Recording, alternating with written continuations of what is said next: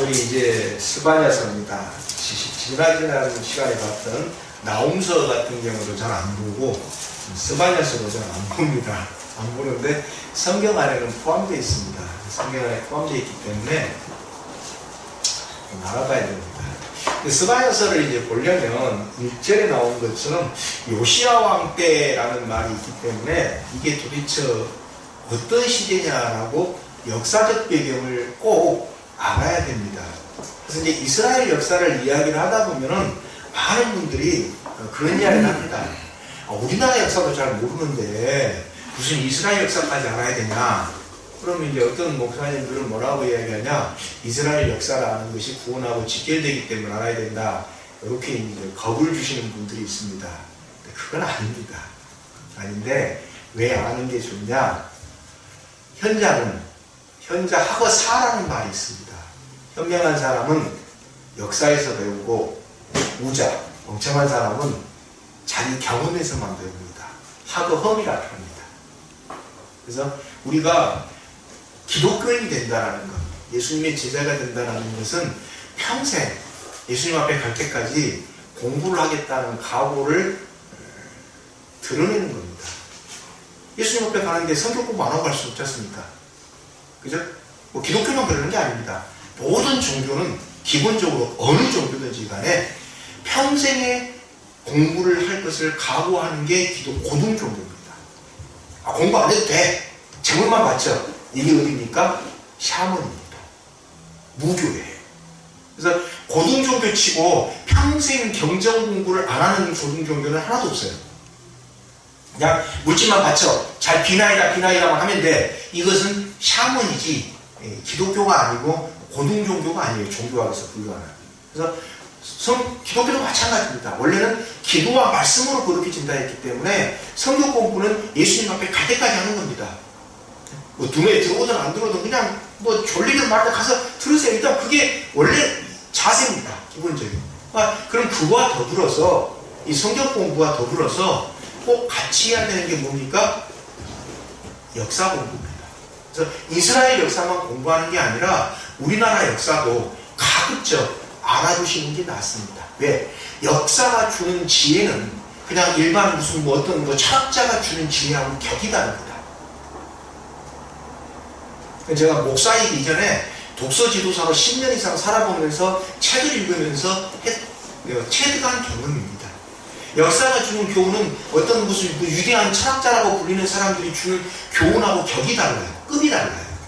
근데 사람들은 잘 그걸 놓칩니다. 뭐 특정한 어떤 해석을 한 철학자가 아주 대단한 것처럼 막 그 사람 이야기를 하면서 뭐 깡통을 아냐는 둥, 시체를 아냐는 둥 뭐 이렇게 이야기를 해요. 아니 깡통하고 시체 몰라도 상관없어요. 깡통이 누구냐? 칸트고요. 시체가 누구냐? 니체입니다. 우리 토요일마다 수업할 때 애들이 잘 몰라 하니까 자꾸 그 사람들 이야기만 나오면 뭐 어려워가지고 막 대단한 사람인 줄 알아요. 제가 좀 깎아내리려고 애들한테 걱정하지 말라고 하려고 제가 일부러 깡통, 시체 아니면 소크라테스, 쪼크라테스 뭐 이렇게 이야기를 하는데요. 그 사람들이 되게 대단해요. 그 사람들이 철학이 이렇게 사물을 이렇게 해석할 수 있구나. 대단해요. 대단한데 제가 공부한 경험으로 보면은 역사가 주는 교훈하고는 격이 다릅니다. 그래서 철학 공부는 안 해도 돼요. 머리 아픈데. 근데 역사 공부는 역사책은 꼭 읽어둘 필요가 있습니다. 이런 일이 있었구나. 그래서 마찬가지입니다. 이스라엘 역사도 마찬가지고 우리나라 역사도 마찬가지입니다. 이것은 구원 이전에 삶의 지혜를 주는 거기 때문에 역사 공부는 꼭 경전 공부와 더불어서 병행을 하는 게 낫습니다. 이걸 모르면 역사를 잃어버리면 몰직하게 져가지고 뭡니까? 요청할 거나 요청 안 할 거나 그냥 무조건 갖다 대고 다 그냥 자기 주장만 옳다고 오게 됩니다. 제가 상담을 하면서 많이 하는 이야기입니다. 아니 그 사람들이 잘못했어. 주인놈들이야. 주인놈들이죠. 자기가 메시아도 아니면서 메시아라고 하면서 무슨 자기가 영생할 거라. 영생할 사람이 없으니까 지구상에서 지금까지 그걸 믿고 따르고 있는 사람들이 바보죠. 근데 나와가지고 막 욕을 해요. 자기 이렇게 속였다고. 맞아요. 욕을만 해요. 속였으니까 사기꾼한테 했으니까. 근데 나에게 필요한 게 있습니다. 나에게 필요한 건 뭡니까? 반성입니다. 예를 들어서 일본이 지금 사과합니까? 안 하잖아요. 그죠? 그러면 사과는 일본 사람들이 해야 되는 몫이에요. 일본 사람들의 진이에요.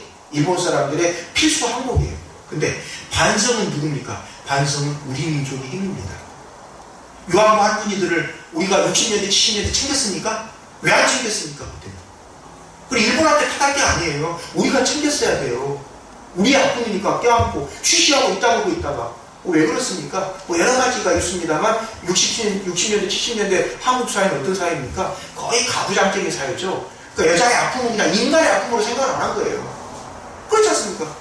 박정희 정권 뭐 이렇게 막 경쟁을 하면서 여자의 아픔은 인간의 아픔이 아니기 때문에 그걸 무시해. 그때 그게 옳은 게 아니잖아요. 그럼 뭡니까? 그 역사가 주는 교훈입니다. 어떤 교훈입니까? 상대방한테 사죄를 요구해야 되지만 덩달아서 나도 반성할 수 있어야 된다 이거예요. 아, 우리가 그때 못 챙겼구나. 왜? 반쪽을 그냥 인간이라고 생각 안 하고 그들이 일치할 때 그 사람들한테 뭔 잘못이 있어요? 나라 잘못 만나가지고 완전히 그냥 성노예가 돼 끌려간 건데 전혀 우리가 뭐 연구를 안 했다 이거예요. 맨날 일본한테 반성해라. 왜 사과해라. 당연히 요청해야 돼요. 잘못한 거죠. 그런 게 어디 있습니까? 근데 그동안 도의시하고 뽀른치하고 그냥 했던 우리들은 반성 안 하고 우리는 잘못이 그 사람들 그게 뭡니까? 잘못된 거죠. 그래서 뭡니까? 역사의 교훈이라는 것은 삶의 지혜를 주는 것이기 때문에 꼭 필요합니다. 근데 얘가 왜 이해를 하냐? 이 스바냐서를 알려면 역사의 교훈이 좀 필요해요. 이때 요시야 때거든요. 요시야 때고 이 스바냐서 요시야 때 요시야라는 왕이 이스라엘에서 뭡니까? 좀 복잡한 왕이에요. 우리나라의 정교에 해당되는데 8살 때 왕이 돼가지고 18살 때 18년 그러니까 18살이 아니죠. 18년째니까 26살 때 이스라엘이 뭐 종교개혁을 하고 막 이랬다 하여튼 우리나라의 정조에 해당돼요. 영조가 히스기야고 대단한 왕인데 또 아버지는 또 암살돼서 죽어요. 아몬이라고. 이런 이 역학관계가 굉장히 좀 우리가 알게 모르게 복잡한 문제가 있습니다. 그리고 이때 이제 또 같이 이 요시야 왕 때 사역했던 사람으로 알려지는 사람이 누굽니까? 우리 앞에서 봤던 나훔은 그때 뭐 아시리아 멸망을 얘기했잖아요. 그때 또 누가 같이 활동했습니까? 에레미야. 이 시기가 거의 요시야 왕 때 사람들이거든요. 그러니까 스바냐도 마찬가지고. 근데 스바냐가 지금 선포한 메시지를 보면 남유다 보고 회개하는 거거든요. 그래서 이것은 요시야 왕 말기가 아니라 후기가 아니라 요시야 왕 전기다. 그러니까 아직 이스라엘이 회개 안 하고 있을 때 했을 것이다 라고 추정을 해요. 왜냐하면 이스라엘의 종교개혁을 일으켜가지고 요시야 왕 때 요시야 왕 이전 이후로 6월절을 이렇게 지켰던 사람이 없었다라고 이야기할 정도로 요시야가 한참 신앙적으로 흥황했었는데 요시야 후반기에 그다 대놓고 회개하라 말이 안 맞잖아요. 그래서 이 스바냐는 요시야 전기일 것이다. 그 다음에 또 스바냐 보면 1절에 뭡니까? 족보를 갖다 4대까지 올려놨어요. 이 구약에 나오는 선지자 중에 자기 족보를 갖다 4대까지 이렇게 올린 사람은 스바냐밖에 없어요. 또 뭐 느헤미야하고 에스라에 보면 좀 나와요. 에스라 뭐 이쪽 보면 자기가 뭐 아론의 뭐 신맥 때 손이고 이것은 이제 자기 자랑하려고 한 거거든요. 우리 김동희 선생님이 쓴 화랑의 후예라는 소설이 있습니다. 거기 보면 어떤 사람이 자기가 화랑의 몇 대 손인데 뭐 아무한테나 뭐 결혼을 시키라고 중신을 한다고 뭐 이렇게 막 하는 이야기 나오는데 비슷해요. 그럼 이 사람이 왜 도대체 자기 4대까지 다른 선지자들은 자기 4대까지 이야기하지 못거든요. 그냥 누가 아들이다 이 정도만 이야기했느냐 1절에 보면 누가 나옵니까? 잘 끝부분에 히스기야가 나와요. 히스기야가 어떤 사람입니까? 남유다에서 영조에 해당되는 왕이라고 했죠. 우리나라 조선시대. 그러니까 자랑스러운 왕. 그러니까 자기는 자랑스러운 왕의 후손이다 이거예요. 근데 히스기야 때 왕 붙였어요? 안 붙였어요? 왕이라는 말 안 붙였어요. 이 말을 듣는 사람들이 스바냐도 왕족이었다고 이미 알고 있는 상태였기 때문에 여기다가 히스기야 왕이라는 말 안 쓰고 자기 4대 위의 조상이 히스기야라고 써놨을 것이다. 그래서 이 실제로 스바냐 이렇게 기록들을 보면은 스바냐가 왕족이라는 흔적이 많아요. 이 1장 8절도 나오고. 이 얘기는 다른 게 뭐냐면 이 동시대에 히스기야 때 활동했던 선지자가 누가 있습니까? 이사야하고 미가가 있죠. 그죠? 이사야 미가가 있는데 미가는 우리가 찾아봤습니다만 미가는 어떻습니까? 그 서민들에 대해서 굉장히 관심이 많았잖아요. 또 이사야도 뭐 왕조가 왔다 갔다 했지만 서민들의 나름대로 관심이 있었어요. 근데 스바냐는 분명히 그 히스기야 이쪽하고 뭐 동시대에 있으니까 알 텐데도 불구하고 왕족이라서 어떤지 몰라도 서민들한테는 별로 관심이 없어요. 그리고 이제 주로 왕족들한테 또 선지자들한테, 그러니까 제사장들한테 이런 사람 귀족들한테 뭐 회개해라 뭐 이렇게 자기가 왕족이니까 이렇게 선포하는 어떤 그런 메시지입니다. 메시지인데 이 요시야라는 사람 아까 역사적인 이 요시야 배경을 좀 알아야 된다고 했잖아요. 왜 그래야 되냐? 요시야 때가 어떤 때였냐면은 아시리아가 그러니까 북이스라엘을 멸망시켜버렸던 아시리아가 거의 쇠퇴기에 갑니다. 그래가지고 거의 멸망 직전이에요. 멸망 직전이어서 요시야가 무슨 꿈을 꿨냐? 잘됐다. 자, 아시리아 멸망하는 김에 우리나라 좀 독립 좀 해보자. 이렇게 꿈을 꾸고 있었어요. 근데 요시야보다 먼저 아시리아로부터 독립한 나라가 어디냐? 바로 이집트입니다. 이집트가 655년쯤에 아시리아한테 조공을 받다 거부해버려요. 그 사람이 이제 프삼틱이라는 사람인데, 프삼틱 1세인데, 이집트가. 그러니까, 기원전, 주전, 655년. 그러니까 이제 요시야가 609년에 죽었으니까, 요시야가 태어나기 몇 년 전에 먼저 아시리아한테 조공을 안 바친다 해요. 조공을 안 바친다는 말은 뭡니까? 내가 몇 나라부터 독립하겠다라는 말이거든요. 근데 그때는 이제 아시리아가 힘이 없어가지고, 이 아시리아가 이제 625년에 멸망당했거든요. 마지막 왕이 아수르바니팔, 이 사람이 627년이고 주전입니다. 그러니까 상관사니까 먼저 이집트가 이제 독립하고 뭐 버티고 있는 상황인데 힘이 없으니까 어떻게 해보지를 못하는 거예요. 옛날 같았으면 난리 났죠. 감히 종한 것처럼 박살을 내고 아시리아한테 잔인하게 죽였거든요, 사람들을. 그런데 이집트가 오는데도 해볼 수가 없어요. 해볼 수 없고 있는 상태에서 누가 일어납니까? 바빌로니아하고 메대 연합군이 니느웨를 갖다가 침공해버리고 멸망시켜버립니다. 이 아시리아, 아수라고 니느웨를 갖다가. 그럼 이제 아까 그때가 이제 요시야가 통치할 때니까 요시야가 꿈을 꿀만 하잖아요. 야, 이번 기회에 아시리아부터 좀 독립하자. 이런 꿈을 꿀만 하잖아요. 근데 이게 뭐냐? 기간이 너무 짧았어요. 좀 아시리아가 멸망하고 다른 제국이 나올 동안이 한 20-30년 좀 됐으면 좀 여유롭게 막 힘을 키우고 뭘 했을 거 아닙니까? 아시리아에서 바빌론으로 교체되는 시기가 고작 한 10년 정도밖에 안 돼요. 그러니까 10년 만에 뒤바뀌니까 주변 나라들이 어떻게 됩니까? 그냥 아시리아에서 바빌론으로 바뀌었어요. 근데 특징이 뭐예요? 제국은 제국이에요.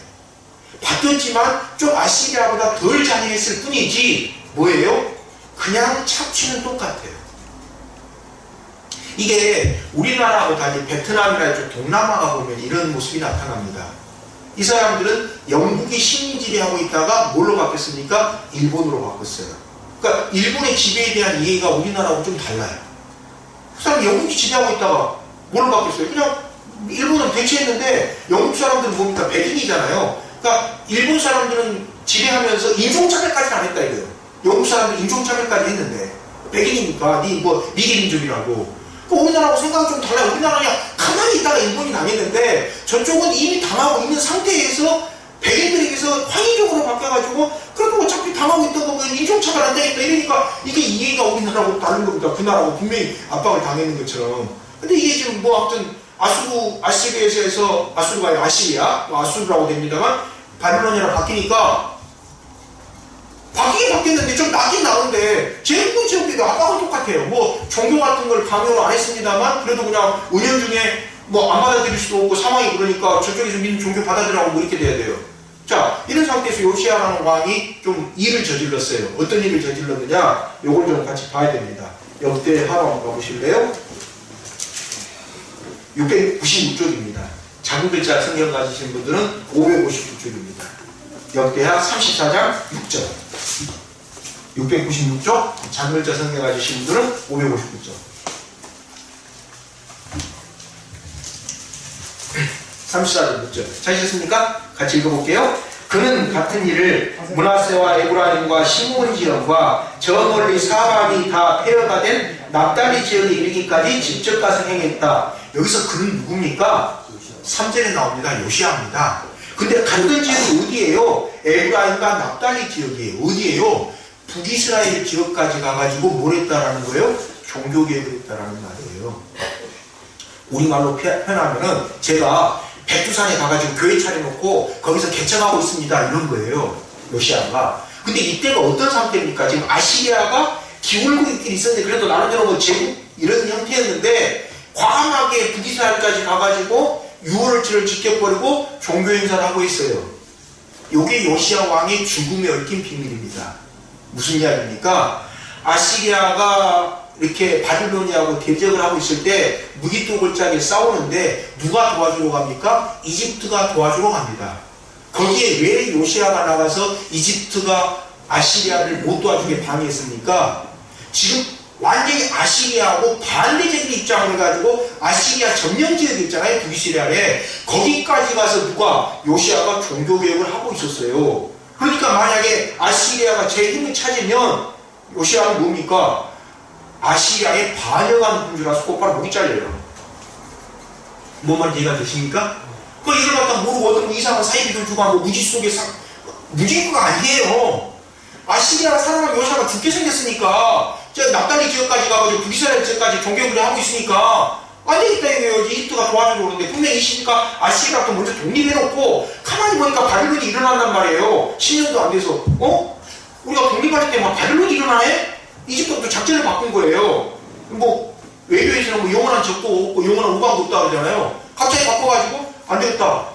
바빌론에 이렇게 하면 안 돼. 내가 제국이 되려면 바빌론을 만들라고 아시리아를 도와주러 갑니다. 그게 무기도 전투입니다. 거기서 609년에 죽어요. 누가? 요시아가.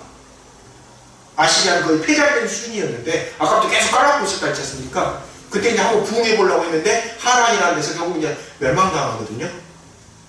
근데 이 과정에서 어떤 부분이 있냐? 아시리아 요시아의 아버지가 누굽니까? 아몬입니다. 아몬인데 아몬이 암살을 당합니다. 암살을 당하는데 어떻게 암살을 당하냐? 정확하게 이유를 잘 모릅니다만 암살을 당했을 때 이 암살을 당한 사람을 다시 뒤집어 튼 사람이 열왕기하에 나오는데 땅의 백성이라고 불리는 사람들이에요. 그래서 이 사람들이 누군지 몰라요. 근데 다만 뭘 알고 있냐? 이 요시아의 아버지가 암살을 당한 이유가 뭐냐?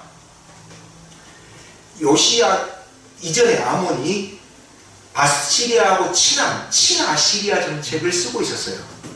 그러니까 친아시리아 정책을 쓰는데 아까 말씀드렸던 것처럼 쓰면서 막 아몬이 온갖 아시리아에서 밑에 우상신 들어오고 다 했거든요.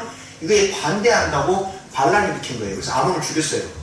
그런 게 성공했으면 그때부터 종교개혁이, 기독교개혁이 아니라 유태교 개혁이 시작됐을 겁니다. 근데 땅의 백성들이 나서가지고 어떻게 합니까? 아몬을 죽인 사람들을 다 또 몰살시켰더래요.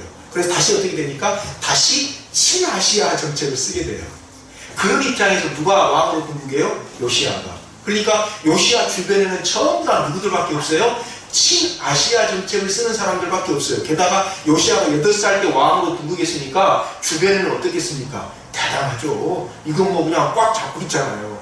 그런데 그걸 18년 만에 요시아가 26살 때쯤 돼서 힐기야라는 사람이 무슨 책을 갖다 발견했다 했는데 그 책이 뭔 책인지 잘 몰라요. 다만 추정했을 때 신명기 사본이 아닐까라고 주장을 합니다. 왜냐? 요시아가 했던 기독교개혁, 종교개혁이 거의 신명기에 나오는 모습하고 똑같아요. 6월절 제대로 지키고 6월절에 예루살렘만 지키고 뭐 이랬던 것을 그 신명기 사본 아니겠느냐 라고 추정을 하는데 그 입장을 그러니까 친아시리아 입장 자기 아버지를 죽였던 암살을 시도했던 사람들하고 동일한 정책을 갖다가 요시아가 받아들인 겁니다. 이건 대단한 각오가 없으면 불가능해요. 왜? 자기 아버지를 죽인 사람은 반아시리아 정책을 썼던 사람이잖아요. 그 암살자들을 다 몰살시킨 사람이 뭐요? 친아시리아 정책을 썼던 사람들이고 그 사람들이 누구 요시아를 왕으로 세웠는데 요시아가 이렇게 호시탐탐 눈치를 보다가 이것은 우리 아버지가 하나님을 안 믿다 보니까 이렇게 된 거다라고 하나님을 믿겠다고 개혁을 했잖아요. 그래서 아까 제가 말씀드렸던 것처럼 누구하고 비슷하다고 했습니까? 정조하고 비슷한 거예요. 조선시대. 사도세자하고 역학관계. 딱 보면 이렇게 되거든요. 그런 사람이에요. 그러고 있었는데 그래서 아까 역대기 나온 것처럼 어디까지? 저기 북이스라엘까지 가가지고 종교개혁하고 막 이러고 있는데 갑자기 아시리아가 다시 힘을 세우려고 하니까 됩니까? 안 되죠. 이거 큰일 났다. 이거 막아지 않고 내가 죽는다. 이 기독교개혁, 종교개혁, 유태교육이 실패한다. 그래서 막으로 나갔던 겁니다. 몰라 그냥 나갔던 게 아니고. 그리고 요시아의 죽음은 어떻습니까? 요시아 당시에 그 신명기 아까 사본이 발견된 다음에 가가지고 물어봐요.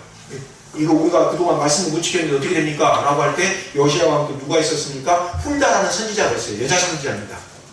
구약에도 여자 선지자가 있었어요. 요즘 이상한 이야기 하면서 여자 목사가 안 된다. 그건 거짓말입니다. 구약에도 여자 선지자가 있었는데 무슨 여자 목사가 안 돼요? 말도 안 되는 이야기지. 여자 선지자 훌다한테 물어봅니다. 누가 신명기 무슨 책을 찾는데 보니까 율법을 안 지켰습니다. 어떻게 됩니까? 훌다가 뭐라고 이야기합니까? 너가 지키고 이렇게 6월절을 지키니까 너 때는 재앙이 안 일어나지만 너 뒤에 재앙이 일어날 것이다. 다시 말해서 너 이후에 이스라엘이 남유다가 멸망당할 것이다 라고 이미 hul다 때 이야기를 합니다. hul다 너한테는 아니라는 거예요. 그래서 요시아의 죽음에 대해서 이런 엮여 있는 역사적 사인들이 있는데 그걸 무슨 제껴놓고 뭐 요시아가 어떻게 이상하게 죽었다, 이건 거짓말입니다. 유태인들은 어떻게 생각하냐, 열왕기를 갖다 예언서라고 합니다. 열왕기를 우리는 역사적으로 분류해놨잖아요. 열왕기를 정기예언서라고 합니다. 다시 말해서 이스라엘 유태교의 사고방식에서는 역사 자체가 예언의 한 분야입니다. 그래서 아까 제가 말씀드렸던 것처럼 다른 건 몰라도 경전 공부하고 역사 공부만큼은 어떤 나라든지 간에 그게 이스라엘이든지 아니면 대한민국이든지 조선이든지 뭐 고려사든지 뭐든지 간에 공부를 해야 됩니다. 그게 성경에서 우리들한테 가르쳐주는 신앙의 자세입니다. 네. 유태인들은 열왕기하고는 열왕기 자체를 우리는 역사서라고 구분 안 해. 우리가 역사서라고 구분하지 그 사람들이 예언서라고 예언서. 역사 자체가 예언이다. 그죠? 자, 한번 가보겠습니다. 자, 스바냐서 철자에서부터 2절에서부터 무시무시한 말을 선포합니다. 땅 위에 있는 모든 것을 내가 말끔 쓸어버리겠다. 구약시대 선지서에 첫 판부터 첫 소두부터 이렇게 싹 쓸어버릴 거야. 이렇게 이야기하는 성경 두루마리는 스바냐에서 바뀌었어요. 그럼 어떻게 보면 이제 막 심판만 하는 것 같은데, 그래서 심판을 갖다 뭐라고 합니까? 야훼의 날이라고 합니다. 야훼의 날. 이 야훼의 날을 신약 성경에 뭐라고 이야기합니까? 주님의 날이라고 합니다. 그러니까 하나님이 강림하는 날이다. 그래서 여기만 보고 많이 심판으로 박살내는 것 같은데, 이 장으로 봐보면 안 그래요. 이 사이사이에 2장 어딥니까? 뭐 9절, 11절 이렇게 쭉 보면은 사이사이에 희망이 선포되어 있어요. 그러니까 스바냐가 이야기하는 것은, 스바냐에는 아주 구체적으로 야훼의 날에 대한 묘사가 나오는데, 이 야훼의 날에 대한 묘사는 뭐냐? 심판만 일어나는 게 아니라 회복이 일어나는 거기 때문에 그 야훼의 날이 온다 이거예요. 반드시 오는데 그것을 어떻게 맞이할 준비를 하고 있느냐라는 게 스바냐서의 메시지예요. 야훼의 날을 이야기하면서. 오늘 성경 공부를 하면서도 이야기를 했습니다만, 이야기하면서 저에게 그 목사 본색을 좀 드러냈습니다. 뭐냐? 왜 기독교에서는 부활을 그렇게 이야기하냐? 뭐 영원히 살고 싶어서요? 아니요. 부활하지 않으면 뭐가 불가능한 겁니까? 하나님하고 영원한 교제가 불가능하기 때문에 부활을 이야기하는 겁니다. 어디 나와 있어요? 요한일서에 나와 있습니다. 예수님이 부활하셨는데 예수님하고 교제를 하려면 내가 부활한 신령한 몸을 가지고 있어야 될 거 아니에요. 예를 들어서 제가 그를 말도 안 되는 게 아닙니다만, 제가 김정은이하고 대담을 하려면 전화로 하든지 하다못해 김정은이한테 가야 될 거 아니에요.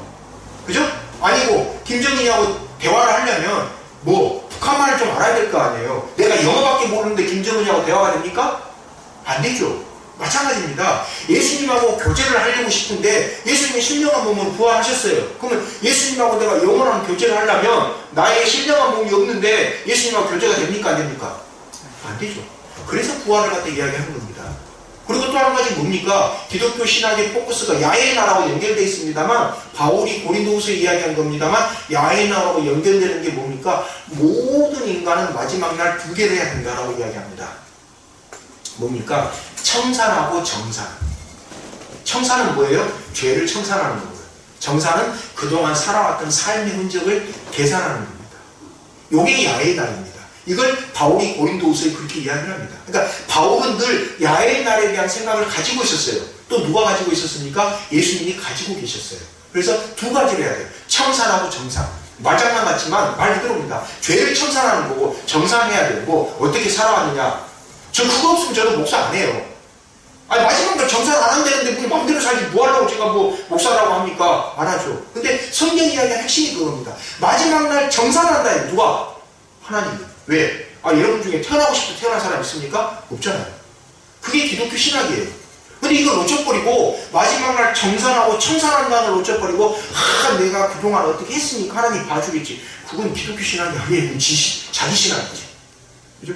스바냐에서 이야기할 때 그거예요. 야훼의 날이 올 텐데 지금 유다가 너무 엉망이다 이게. 왜? 요시야 초기니까. 요시야가 종교개혁이 안 일어날 때니까. 그래서 뭐라고 합니까? 2절에 보세요. 사람도 짐승도 쓸어버리고 공중의 새, 바다의 물고기도 다 쓸어버리겠다 이게. 이거 뭡니까? 노아의 홍수 심판보다 더 심한 심판을 하겠다 이거예요.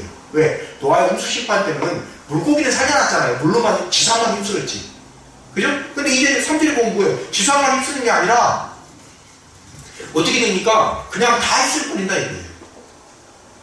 노아 때보다 더 막강한 심판하시겠다 이건데, 그러면 이런 그 야훼의 날이 있는데도 불구하고 왜 인간들이 이걸 갖다 믿지 못하느냐? 그게 인간의 현실입니다. 솔직히 보입니까? 하나님의 역사가? 잘 안 보이죠? 그래서 뭐가 필요한 겁니까? 불교 용어로 이야기하면 도반이 필요한 거고, 우리 기독교 용어로 이야기하면 뭐가 필요한 겁니까? 교회 공동체가 필요한 겁니다. 안 보이니까. 혼자만 보면 안 보여요. 또 본다 하더라도 나는 이거밖에 못 봐요. 근데 이 사람은 이걸 보거든요. 그래서 서로 뭐가 필요한 겁니까? 성도 간에 교제가 필요한 거예요. 당신이 이것 봤군요. 저는 이것 봤군요. 이렇게. 그래야지 뭐가 되니까? 이게 완성이 되니까. 야훼의 날은 분명히 있다. 아까 말씀드렸던 것처럼 마지막 날 청산과 정산이 일어날 것이다. 라는 게 기독교 신학이 아니라 신앙의 시작점인데, 출발점인데, 그걸 보여주신 분이 누구예요? 예수님이고 바울이란 말이에요. 그래서 바울이나 예수님의 메시지 안에는 종말에 대한, 야훼의 날에 대한 기대가 곳곳에 담겨 있어요. 야, 지금 좀 배고프더라도 참아. 어떻게 예수님을 메시아를 믿고 있다는데 맨날 노숙하고 막 그래야 돼요. 이스라엘이 여관이 없어요. 예수 따라가다가 어떻습니까? 베드로 그냥 자는 거예요. 뭐 그쪽인데 안 추워요. 당연히 뭐 비가 안 오니까. 우리나라 기후가 달라요. 그냥 비가 오는 날 정해져 있고 비 안 오는 날 정해져 있어요. 그때는 그 뭡니까? 건기와 우기가. 근데 그건 논어를 보면 자로 같은 제자는 어떻습니까? 공자한테 따져 묻거든요. 어떻게 군자를 따라오는데 이렇게 맨날 쫄쫄 굶어요라고 실제로 논어 보면 나오면 따져 물어요. 막 대들어요. 자로가. 그래서 제가 논어 배우면서 그랬거든요. 저 배우는 가르쳐주는 선생님한테 저는 자로가 좋다고. 자기 선생님하고 대들고도 하잖아요. 근데 우리 성경에 보면 예수님한테 그렇게 대듭니까? 뭐 어떻게 그냥 괜찮아. 정말 때 아무것도 아니야. 깜짝 놀라 그냥 믿고 가잖아요. 그죠? 근데 예수님 말씀이나 바울 말씀에 꼭 그 흐름을 갖다 이해하는데 기억해야 되는 게 아까 말씀드렸던 정산하고 청산입니다. 야훼의 날에는 정산을 해야 되고, 내가 어떻게 살았는지. 왜? 내가 태어나고 싶어 태어난 게 아니니까. 그죠? 내가 태어나고 싶어서 태어났다면 내가 마음대로 살면 되지만, 내가 태어나고 싶어서 태어난 게 아니기 때문에 정산해야 된다. 이거. 태어나게 하십니다. 그 다음에 권력은 뭘 해야 돼요? 청산을 해야 돼요. 죄의 값을. 잘못한 걸 갖다가. 근데 그 흐름이 쭉 담겨져 있는데, 그걸 모르면 아까 말씀드렸던 것처럼 바울하고 예수님 메시지에 담겨져 있는 모습들이 잘 안 보여요. 자, 스바냐, 근데 아까 스바냐 1절에 한번 보시면 2, 3절 먼저 이야기했는데, 스바냐 보면 1절에 세 번째 줄에 보면 아버지가 구시라고 되어 있습니다. 구시라는 말 때문에 구시가 구스 아니냐. 그럼 구스는 어디입니까? 에티오피아입니다. 에티오피아 사람들이 특이한 게 뭐냐면 흑인인데 머리가 금발입니다. 흑인인데. 그래서 DNA 상으로 따져보니까 추측이 그래요. 그 시바의 여왕하고 솔로몬 사이에서 나온 후손이 만든 나라가 이제, 그래서 에티오피아에 보면 누가 왔습니까? 유태인들이 엄청나게 많았습니다. 이 사람들이 대단한 게 뭡니까? 이스라엘이 국가를 세웠다 그러니까 에티오피아에서 하루분 식량만 가지고 사막을 건너서 아프리카와 연결되어 있잖아요. 중동을 이집트로 가요. 이집트란다. 예루살렘으로 가요. 그래서 이걸 갖다 어떻게 합니까? 또 이스라엘에서 비행기 보내가지고 구출해냅니까? 4만 명인가 2만 명을 갖다 다 실어가지고 와요. 자, 그런 거 보면서 이 보통 나라 아닙니다. 예루살렘이. 그래서 이스라엘이. 그래서 여러분들이 뭡니까? 유태인들은 흑인도 있어요. 흑인도. 백인만 있는 게 아니에요. 흑인은 전도 있어요. 그 나라니까 이걸 보고서 이제 구시가 구스 그쪽이니까 스바냐가 할머니나 엄마 쪽에 혹시 아프리카 사람이 있지 않냐? 이렇게 이제 이야기하는 사람도 있고요. 일제를 보고서. 이게 저 먼 지역을 이야기하는 거니까 에티오피아가 아니라 그냥 땅끝까지를 이야기하는 거니까 이스라엘 사이에서 땅끝은 어디냐? 이집트부터 구스 이렇게 봤거든요. 저 북한에서. 그러니까 그렇게 이야기한 거 아니냐? 아니 저 위에 아수르 바빌론 이쪽까지 이렇게 이야기하는 거니까 그 땅 이름 아니냐? 그렇게 이야기를 해요. 그래서 혹시 스바냐는 모계 쪽에 아프리카 사람이 있었다라고 주장하시는 분들이 있으면 그게 구시에서 나온 말이구나 이렇게 생각하시면 돼요. 그냥 확정을 안 해서 몰라요. 정확히 이 지역이 이제 아프리카 섞였냐 안 섞였냐라는 게 이제 잘 몰라요. 잘 모르는데 다만 이제 스바냐가 이야기하는 메시지가 나오는 것처럼 이런 대단한 뭐가 나타나는 겁니까? 심판이 나타나는 거예요. 근데 그 심판이 어디입니까? 4절에 보니까 어디입니까? 바로 이곳에 남아있는 바알 신상을 치겠대요. 그럼 이곳은 어디입니까? 예루살렘입니다. 다시 말해서 하나님의 심판이 일어나는데 어디서 일어났어요? 예루살렘에서 일어났어요. 이거는 충격입니다. 왜? 남유다가 자꾸 했던 게 뭡니까? 하나님의 심판이 일어나면은 유다만 빼놓고 다른 나라들은 싹 어떻게 될 거다? 몰살할 거다고 생각하고 있었는데, 야, 하나님이 니들 치료한대 라고 선포를 한 거예요. 누가? 스바냐가. 충격이죠. 믿는 놈기에 뭐가 찍힙니까? 발등이 찍힌 거예요. 근데 이런 이야기를 스바냐만 한 게 아니라 그전에 했어요. 누가 했습니까? 아모스도 했거든요.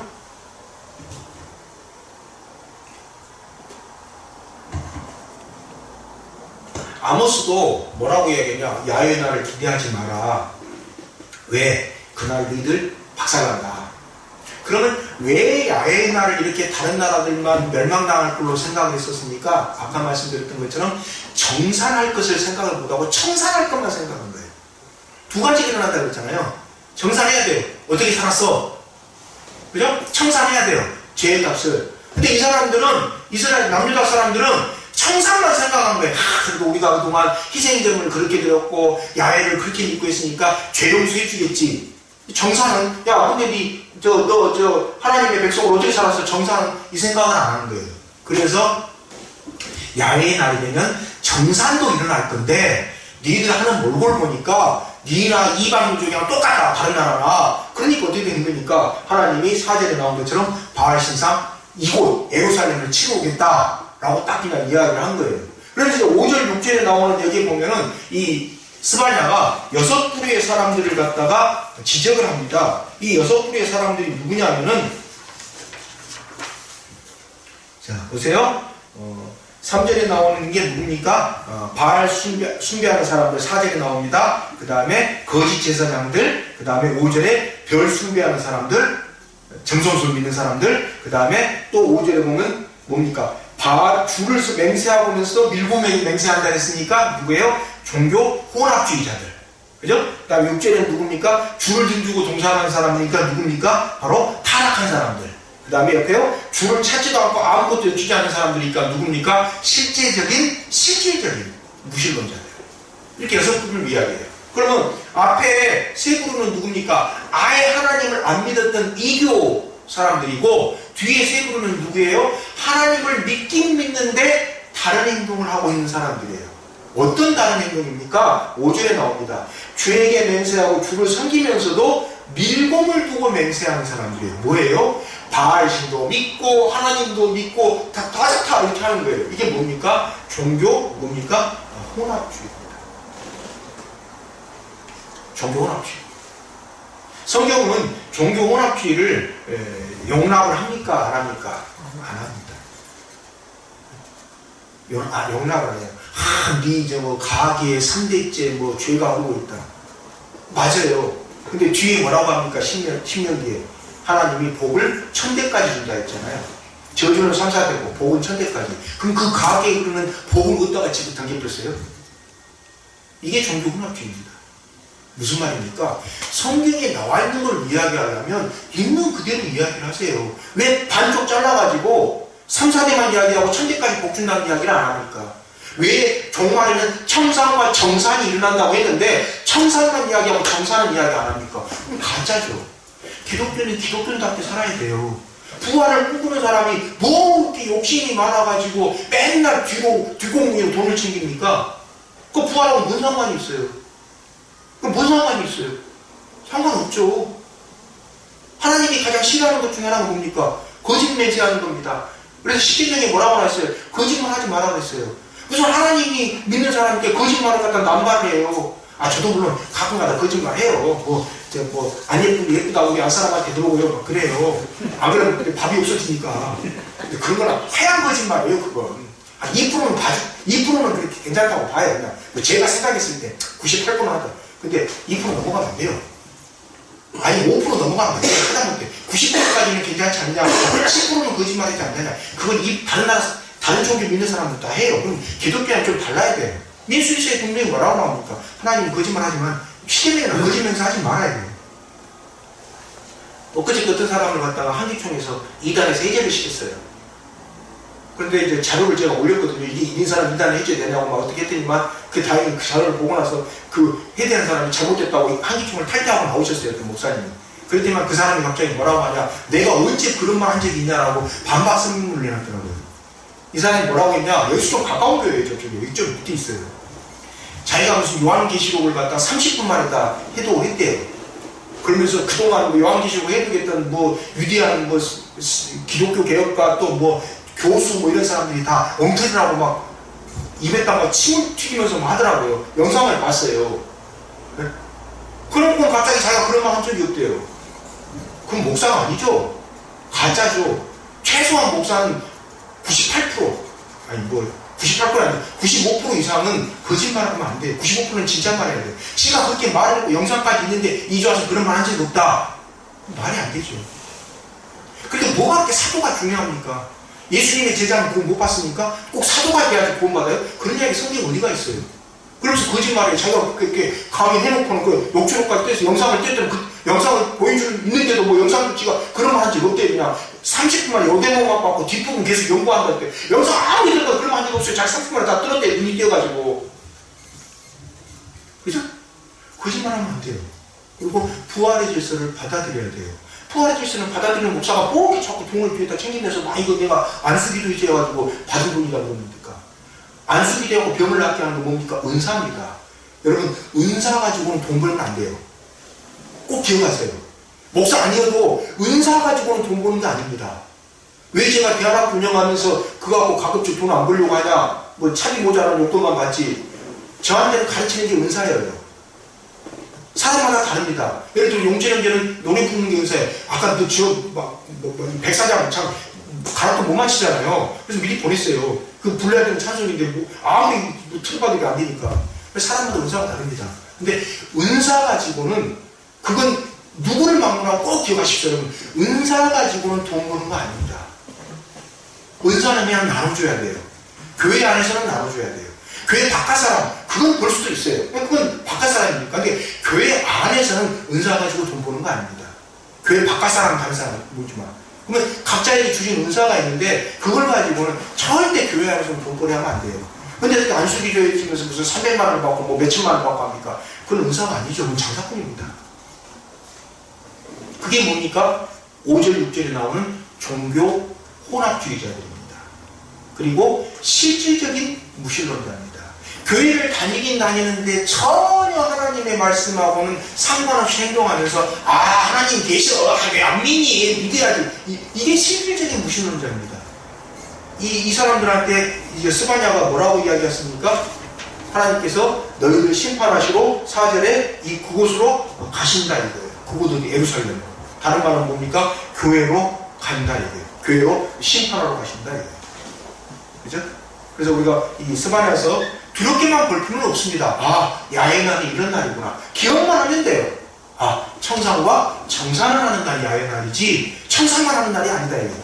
그죠? 자, 그 다음에 또 뭡니까? 하나님께서 싫어하는 것이 뭐라고요? 거짓말하는 것. 다른 말로 하면 혼합주의자들을 하나님께서는 어떻게 합니까? 별로 안 좋아해요.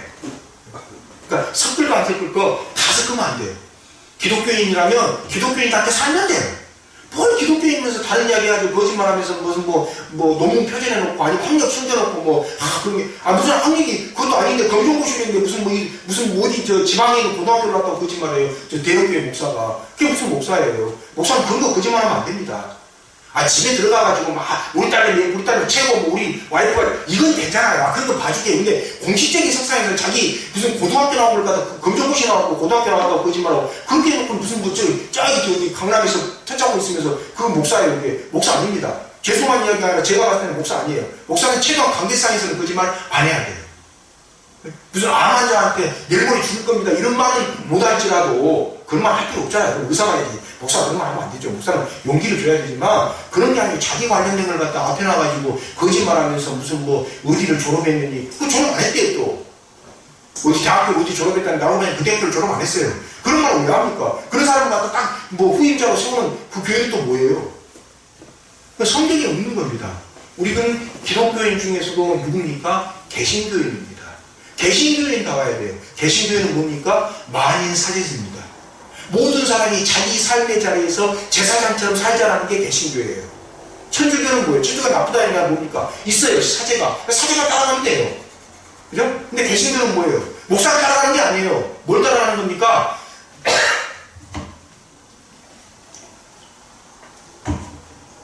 성경의 가르침을 따라가는 겁니다. 그래서 내가 내 삶의 자리에서 뭐가 돼야 돼요? 사제가 돼야 돼요. 제사장이 돼야 돼요. 그게 개신교의 출발점입니다. 개신교인이라면 개신교인이 당연하지. 안 그러면 어떻게 됩니까? 사제에 나온 것처럼 예루살렘을 갖다 치고 오시는 하나님 만나게 됩니다. 이 유다한테 예루살렘이 어떤 곳입니까? 세계의 온 우주의 중심이었거든요. 유다 사람들한테는. 더군다나 성전까지 거기 있으니까 거기 가보면 인체로 이야기하는 뭐 배꼽이나 가슴에 해당되는 부위라고 생각했어요. 이 사람들은. 지구에 이 유다 사람들은. 근데 인체의 배꼽이나 가슴 부위가 치명타니까 죽어요. 찔리면. 그곳에 하나님이 심판하러 오셨다고 하니까 뭐예요? 많이 남유다 혼비백산해야 되는 상황이죠. 그죠? 근데 이걸 남유다 사건으로만 봐야 될 거냐 이게요. 오늘날 한국교회는 이로부터 가요? 자유롭냐 이게요. 아닙니다. 그래서 우리가 개신교인답게 살면 됩니다. 그죠? 기독교인이면서 개신교인답게 기도하겠습니다.